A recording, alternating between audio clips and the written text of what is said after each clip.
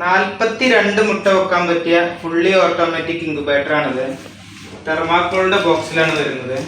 Incubator കിട്ടിക്കഴിഞ്ഞാൽ ഇതിന്റെ ഫ്രണ്ടിൽ നമ്മൾ പാക്കിങ് ചെയ്തിട്ടുണ്ടാവും. ഇത് പൊളിച്ച് കളയാം. ഇതുപോലെ പൊളിച്ച് കളയാം. പൊളിച്ച് കഴിഞ്ഞാൽ ഇത് ഇവിടെ ഡോറൊക്കെ ഒട്ടിച്ചിട്ടുണ്ടാവും. അതും അതുപോലെ പൊളിച്ചതിന് ശേഷം നമ്മൾ ഡോർ ഇങ്ങനെ തുറക്കുക. തുറന്നിട്ട് നമ്മൾ ഇതിൻ്റെ അകത്ത് ഒരു അഡാപ്റ്ററും ഒരു 2 പിൻ വയറും 2 എണ്ണം കാണാൻ പറ്റും. ഇത് രണ്ടും നമ്മൾ ഒരുമിച്ച് പ്ലഗിൽ കുത്തിയിട്ട് ഓൺ ചെയ്യുക. ഇത് രണ്ടും ഒരുമിച്ച് നമ്മൾ പ്ലഗിൽ കുത്തുക.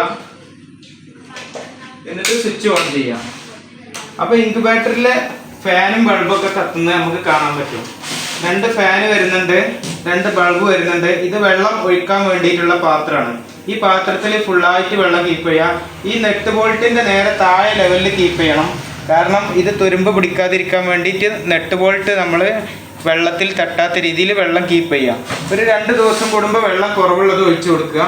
റൊട്ടേഷൻ ഓട്ടോമാറ്റിക് ആണ്. ടെമ്പറേച്ചർ കൺട്രോളിംഗ് ഒക്കെ ഓട്ടോമാറ്റിക് ആണ്. ഫാൻ ഓട്ടോമാറ്റിക്കായിട്ട് കട്ട് ഓഫ് ആവും.